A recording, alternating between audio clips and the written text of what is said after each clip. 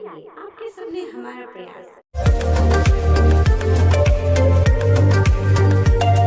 Hello everyone, तो आइए current affairs करते हैं 26 एंड 27 का, 27, 26 और 27 मई का। करंट अफेयर्स स्टार्ट करने के पहले इस सेशन में आपको क्या क्या मिलेगा, क्योंकि पहले जरूरी है ना, पहले वो कंटेंट जरूरी है जो एमसीक्यू के फॉर्म में या वन लाइनर फॉर्म में या आपके अंदर क्यूरियोसिटी लाए कि आप इस पूरे सेशन में क्या क्या देखने वाले हैं। इसके अंदर जो सवाल है पहले वो देख लीजिए, इसके जवाब आपको इसमें मिलेंगे। अगर आपको पता है तो अच्छी बात है। नया संसद भवन का उद्घाटन हो रहा है ना, उसमें एक भारत श्रेष्ठ भारत के तर्ज पे कहाँ से क्या क्या लाया गया है, थोड़ा सा उसको देखेंगे। सरकार उसके जो नया हमारा पार्लियामेंट का इनॉग्रेशन है उसके उपलक्ष्य में 75 रुपीज़ के सिक्के जारी किया गया है, जारी करना है, उस दिन उसका भी लॉन्च किया जाएगा। सॉरी, सीबीआई के नए डायरेक्टर बनाए गए हैं। इसके अलावा किस राज्य में पहली अंडर वाटर मेट्रो स्टार्ट की गई है। कूनो नेशनल पार्क फिर से चर्चा में है। सरना धर्म कोड फिर से विवाद में आ गया है। पुष्प कमल दहल प्रचंड का फाइनल भारत दौरा तय हो गया, बहुत दिनों से शिफ्ट हो रहा था। सीपैक प्रोजेक्ट और नया विवाद, और रूस ने आर्मेनिया और अजरबैजान के बीच में समझौता करवा दिया। अपना तो हो नहीं पा रहा रसिया से, लेकिन उन्होंने खैर करवा दिया। तो ये सारे फैक्ट्स हैं, इन फैक्ट्स को एक एक करके देखते हैं। सबसे पहले संसद भवन का उद्घाटन होना है, तो वहां एक भारत और श्रेष्ठ भारत की तर्ज पर अलग अलग स्टेट की चीजों को मंगवाया गया है। जैसे सागौन, जिसको टीक वुड कहते हैं, उसकी लकड़ी महाराष्ट्र के नागपुर से आई है। सैंडस्टोन यानी बलुआ पत्थर राजस्थान के सर मथुरा से खरीदा गया है। जो कारपेट होगा उसके लिए फेमस उत्तर प्रदेश का मिर्जापुर। त्रिपुरा की राजधानी अगरतला से बांस की लकड़ी की फ्लोरिंग मंगवाई गई, तो लकड़ी का फ्लोरिंग करवाया गया है। स्टोन जाली राजस्थान और उत्तर प्रदेश से मंगवाया गया है। राजस्थान का राजनगर, उत्तर प्रदेश का नोएडा। इसके अलावा अशोक चक्र को मध्य प्रदेश और इसके इंदौर से लाया गया है। अशोक प्रतीक, अशोक चक्र लाया गया है, और अशोक का जो प्रतीक है वो महाराष्ट्र के औरंगाबाद और राजस्थान के जयपुर से मंगवाया गया है। संसद भवन के लिए कुछ फर्नीचर मुंबई से मंगवाए गए हैं। राजस्थान के जैसलमेर से लाल लाख मंगवाया गया है। इसके अलावा अंबाजी से, जो राजस्थान का है, सफेद संगमरमर मंगवाया गया है। केसरिया का ग्रीन स्टोन भी राजस्थान के उदयपुर से मंगवाया गया है। पत्थर की नक्काशी भी राजस्थान से ही करवाई गई है, एक तो आबू रोड और दूसरा उदयपुर से। तो ये सारे कुछ फैक्ट्स हैं। इसके अलावा और क्या है, इसके अलावा ब्रास वर्क जो है वो गुजरात के अहमदाबाद से करवाया गया है, और फॉल्स सीलिंग की जो स्टील स्ट्रक्चर है वो दमन और दीव से मंगवाया गया है। तो ये सारी चीजें यहाँ पे की गई है। अब थोड़ा सा नजर डालिएगा किस पे, एक भारत श्रेष्ठ भारत।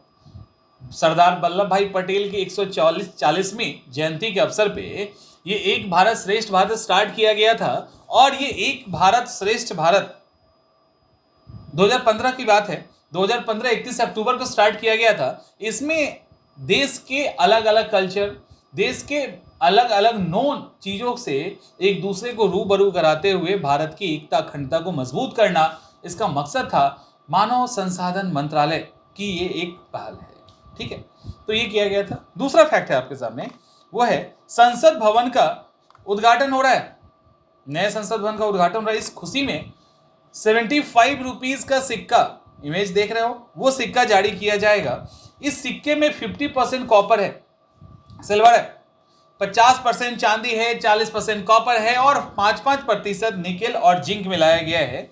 इसमें संसद की एक तस्वीर होगी जिसके नीचे 2023 लिखा रहेगा, और इसको 28 तारीख को जब नया संसद भवन का उद्घाटन होगा तब इसको प्रधानमंत्री नरेंद्र मोदी जो है लॉन्च करेंगे।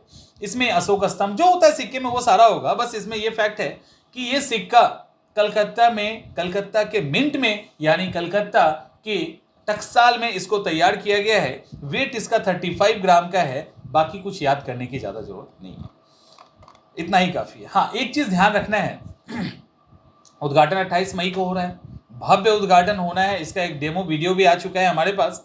इसमें 25 राजनीतिक दल शामिल होंगे ऐसी संभावना है, लेकिन 21 जो है वो बहिष्कार कर रहे हैं, जिसमें कांग्रेस भी इंक्लूड है, ठीक है। तो ये लोग बहिष्कार कर रहे हैं, शिवसेना है और बहुत सारी पार्टियां हैं जो इसको बहिष्कार कर रहे हैं। Kuno national park, Kuno national park, Kuno national park अभी अचानक से चर्चा में, लगातार ये इसके पहले भी ये चर्चा में था, बात शांत हो गई थी, लेकिन अब फिर से ये चर्चा में आ गया क्योंकि लगातार चीता की मौत हो रही है। कूनो नेशनल पार्क एमपी में है और कूनो नेशनल पार्क में चीता को शिफ्ट किया गया था नामीबिया से और दक्षिण अफ्रीका से लाके। टोटल 20 चीता को यहां शिफ्ट किया गया था, लेकिन मतलब लगातार चीता की मौत हो रही है। 2 एडल्ट चीता मर चुका है और अभी 3 बच्चे मर चुके हैं। अभी कूनो नेशनल पार्क में एक चीता है ज्वाला, इसको नामीबिया से लाया गया था। इसने 4 बच्चे को जन्म दिया और उस 4 में 3 की डेथ हो गई।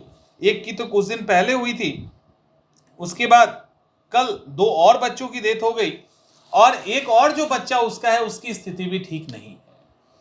तो इसको लेकर काफी ज्यादा चर्चा में है। मध्य प्रदेश में ऐसा हुआ है और अभी जो कूनो नेशनल पार्क है इसको चुना गया था चीता के आइडियल कंडीशन के लिए, लेकिन मतलब ये लगातार जो डेथ है उसने सुप्रीम कोर्ट को भी इस पे बोलने पे मजबूर कर दिया है कि अगर आपसे नहीं संभल रहा है तो राजस्थान में इसको शिफ्ट कीजिए।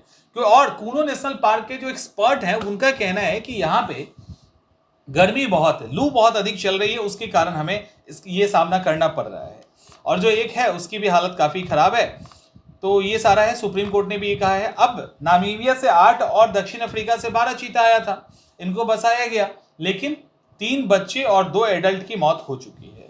उसमें एक चीता शाशा नाम की जो थी उसको किडनी या लीवर की बीमारी थी, उससे मौत हुआ। एक दक्ष नामक मादा चीता है, उसकी भी डेथ हो चुकी है। तो ये करके है। इसको लेकर पता है एक और चीज है, इसको लेकर दक्षिण अफ्रीका के जो एक्सपर्ट हैं उन्होंने कहा कि आप लोग जिस तरह से चीता को रख रहे हैं ये कभी सक्सेस ही नहीं होगा, क्योंकि ऐसा एफर्ट 15 बार किया जा चुका है और हर बार हम फेल किए हैं। तो इन्होंने कहा कि चीता को एक बड़े जो जंगल जैसा लगे उस एरिया में उसको कवर कीजिए और बाड़ लगाइए चारों तरफ। आप इस तरह से ओपन में मत छोड़िए, क्योंकि इंडियन चीता जो इधर बाहर से चीता आए हैं वो इंडियन जानवर के साथ इंटरेक्ट नहीं कर पा रहे हैं, तो उन सब के कारण ये दिक्कत हो रही है। तो ऐसा सजेशन दिया गया है, इस पे एक डिटेल वीडियो अभी आप लोगों को मिल जाएगा। एक और इंपॉर्टेंट टॉपिक है, वो है सरना धर्म कोड। ये फिर से चर्चा में आ गया, सरना धर्म कोड, थोड़ा सा जानिए इसके बारे में। सरना धर्म कोड झारखंड के बाद पश्चिम बंगाल दूसरा राज्य है जिसने आदिवासियों के लिए एक अलग से रिलीजन कोड यानी धर्म कोड का प्रस्ताव पारित किया है और केंद्र सरकार को रिकमेंड कर दिया गया है कि आप इसको शामिल कीजिए। एक्चुअली सरना धर्म कोड जो है वो क्या है, टीएमसी की सरकार, अभी झारखंड की सरकार ने भी किया और क्यों चर्चा में आ गया। तो अभी आपको पता है कि हमारे जो राष्ट्रपति हैं वो वहां दौरे पे गई थी झारखंड में। तो झारखंड में जब दौरे पे गई तो वहाँ हेमंत सोरेन भी थे और उस दौरान आदिवासियों का एक ग्रुप प्रदर्शन करने लगा कि प्रदर्शन ये करने लगा कि सरना धर्म कोड को आप शामिल कीजिए। सवाल है सरना धर्म कोड, अभी यहाँ पे कई सारे ऐसे आदिवासी समूह हैं जो मूर्ति पूजा नहीं करते हैं, वो सीधा नेचर की पूजा करते हैं। वो मूर्ति पूजा नहीं करते, वो नेचर की पूजा करते हैं। उनका ये कहना है कि हम मूर्ति पूजते ही नहीं है, हम पूजते हैं प्रकृति को। तो हमें मूर्ति पूजक हिंदू कैटेगरी में मत डालो, हमारे लिए एक अलग कैटेगरी होना चाहिए।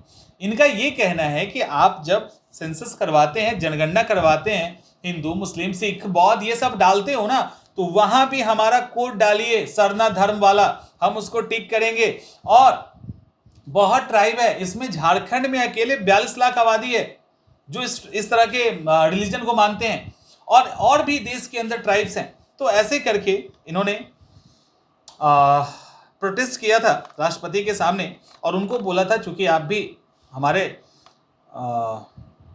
आप भी इस कम्युनिटी से बिलोंग कर रहे हैं, इसलिए आप प्लीज सपोर्ट कीजिए, अपना एफर्ट लगाइए सरना धर्म कोड को उसमें शामिल करने के लिए। तो ये बात यहाँ पे की गई। चाइना ने बड़ा खुश होके सीपैक प्रोजेक्ट बनाया, काम भी किया, लेकिन सीपैक इनका काम नहीं कर रहा। इनका जो सीपैक है वो काम नहीं कर रहा है, ठीक है। सीपैक का मतलब चीन पाकिस्तान आर्थिक गलियारा जो चाइना से शुरू होता है और ग्वादर बंदरगाह तक जाता है। लेकिन मामला कितना फंस गया इनका वो देखिए। चीन ने 1998 में 1998 की बात है, पाकिस्तान में ग्वादर पोर्ट बनाना शुरू किया। वो ये सोच के शुरू किए कि इससे आराम से जो है ना पाक ऑक्यूपाइड कश्मीर होते हुए हम सामान को चीन लेके चले जाएंगे। जो 1998 में स्टार्ट किया 2002 में बन के पूरा भी हो गया। बाद में सी जिनपिंग ने क्या किया, 2014 में चीन पाकिस्तान आर्थिक गलियारा यानी सीपेक को भी ऑफिशियली अनाउंस कर दिया गया। और ये भाई साहब चाहते थे कि भारत भी इसमें शामिल हो जाए। भारत ने कहा नहीं, ये तो तुम हमारे एरिया से लेके जा रहे हो, यानी पाक ऑक्यूपाइड कश्मीर जो है तो हमारा पार्ट है, तुम हमारे इलाके से ले जा रहे हो और हम तुम्हारे इसमें शामिल हो जाए। तो इन्होंने कहा कि नहीं, हम शामिल नहीं हो सकते। तो ऐसे करके भारत ने डिनाई कर दिया। इन्होंने क्या किया, वो लाइन खींच दिया, अभी आप लाइन देख रहे होगे, तो ग्वादर तक। इनको लगा कि चलो ठीक है, अब यहां से बहुत आसानी से हम चाइना में सामान लेके आएंगे और वहां से सामान हम लेके चले जाएंगे। लेकिन मामला फंस गया। मामला फंस गया क्या कि अभी उनको कुछ सामान लेके जाना था, तो ये इस गलियारे का यूज नहीं कर पाए, क्योंकि पाकिस्तान में कंगाली, पॉलिटिकल उथल पुथल, सेना के द्वारा कॉपरेट नहीं करना, सेना के अंदर करप्शन होना, लोकल अथॉरिटी का बड़े पैमाने पे, लोकल लोगों का बड़े पैमाने पे विरोध करना चाइना का, इन सब के कारण जो इनका सीपेक प्रोजेक्ट था ये एक बार फिर से फंस चुका है। और इन्होंने क्या किया कि अभी ग्वादर पोर्ट से इन्होंने पहली बार सोचा कि सीधे तौर पे हम एक्सपोर्ट करेंगे, लेकिन बात बनी नहीं और उनको ग्वादर पोर्ट से ही पोर्ट से समुद्र के माध्यम से ही चीन में सामान लाना पड़ा और इसमें लगभग 30 दिन का समय लगेगा। तो इसको लेकर ये जो प्रोजेक्ट है ना, ये फिर से विवाद में आ गया, सीपेक प्रोजेक्ट। तो सीपेक से रिलेटेड थोड़ी जानकारी रखिएगा। 2024 में स्टार्ट हुआ था, ग्वादर बंदरगाह तक उसको पहुंचना है, वो रूट ग्वादर बंदरगाह तक है, वहां से सामान सीधे पाक ऑक्यूपाइड कश्मीर से चाइना पहुंच जाएगा।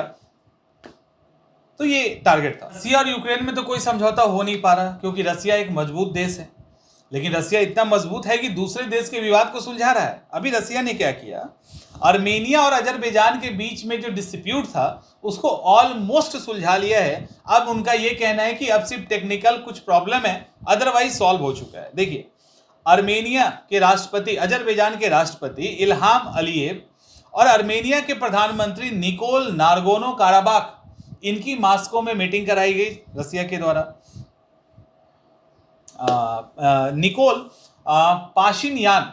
निकोल पाशिन्यान आर्मेनिया के प्रधानमंत्री थे। इनकी मीटिंग मास्को में हुई, और जो मास्को में मीटिंग हुई तो उसमें जो आज से नहीं, एक लंबे समय से डिस्प्यूट है, उसमें वो डिस्प्यूट का नाम है नरगोनो काराबाख। ये नरगोनो काराबाख एक ऐसा कनेक्टर है जो दोनों देश को कनेक्ट करता है। इसको लेकर कई बार जंग हो चुका है। 2020 में भी लड़ाई हुई थी, 6000 के आसपास लोग मारे गए थे। उसके पहले भी ये डिस्प्यूट हो चुका है। तो ये लगातार हो चुका है, और ये एक्चुअली है रियली में किसके अंदर, तो ये है अजरबैजान के अंदर। लेकिन आर्मेनिया के कई लोग, माने एक बड़ी संख्या में लोग वहां जाके बस चुके हैं। तो उसको लेकर एक डिस्प्यूटेड एरिया हो गया है और इसको लेकर विवाद होता रहता है। तो रसिया ने सुलझा दिया है, ऐसा रसिया का दावा है। इमेज आप देख रहे हो ना, इसको ठीक से देखिए। ये जो अजरबैजान है ना, ये 5 देशों के साथ बॉर्डर शेयर करता है। रसिया है उसके अंदर, ईरान है, तुर्की है, जॉर्जिया है, आर्मेनिया खुद है। तो ऐसे करके मतलब, और वहां पे आर्मेनिया के साथ खास करके इसका ये विवाद है। सीबीआई के नए डायरेक्टर चुने गए हैं, उनका नाम है प्रवीण सूद। प्रवीण सूद अभी सेकेंड मोस्ट सीनियर आईपीएस अधिकारी हैं। उनके पहले सुबोध कुमार जायसवाल सीनियर मोस्ट थे, सीबीआई के डायरेक्टर हैं, उनसे ही ये कार्यभार लेंगे। ठीक है, तो सुबोध कुमार जायसवाल जो सीबीआई के डायरेक्टर हैं, उनसे प्रवीण सूद कार्यभार लेके सीबीआई का डायरेक्टर बनेंगे। प्रवीण सूद कलकत्ता कैडर के आईपीएस अधिकारी हैं, 1986 बैच के। इतना काफी है, इससे ज्यादा जानने की जरूरत नहीं है। कोलकाता में अंडर वाटर मेट्रो स्टार्ट हो गया। कोलकाता में जो अंडर वाटर मेट्रो स्टार्ट हुआ है वो जमीन से 32 मीटर नीचे है, 500 मीटर लंबा है, और ये जो टनल है वो हावड़ा मैदान से स्टार्ट होगा और साल्टलेक सेक्टर 22 तक जाएगा। साल्टलेक सेक्टर 22 तक जाएगा। ये कोलकाता के ईस्ट वेस्ट मेट्रो कॉरिडोर का हिस्सा है। कोलकाता का ईस्ट वेस्ट मेट्रो कॉरिडोर एकमात्र ऐसा कॉरिडोर बन गया है जिसमें अंडरग्राउंड, उसके अलावा अपर, इसके अलावा अंडर वाटर मेट्रो है, यानी तीनों तरह के मेट्रो का इनको सुविधा मिल गया है। तो ये सारे फैक्ट्स हैं। नेपाल के जो पीएम हैं पुष्प कमल दहल प्रचंड, क्या नाम है, पुष्प कमल दहल प्रचंड, ये साहब की भारत की जो यात्रा है अब फिक्स हो गई। अभी तक इसके पहले भी एक फैक्ट डिस्कस किया गया होगा 28 का, 29 का आई थिंक, बट ये सब मतलब चूंकि आज से नहीं 2-3 महीनों से इनका प्लान चल रहा है, लेकिन अब फाइनल हो चुका है। 31 मई को आ रहे हैं और 4 दिन तक रहेंगे, यानी 31 मई से 3 जून तक यहाँ पे रहने वाले हैं। तो इनका है, इन्होंने काफ़ी उम्मीद जताई है कि हम वहाँ जा रहे हैं, और ये तीसरी बार जब वो पीएम बने हैं उसके बाद पहली इनकी विदेश यात्रा है। नेपाल के पीएम पहली बार भारत ही आते हैं, इस परंपरा को अभी इन्होंने मेंटेन रखा है।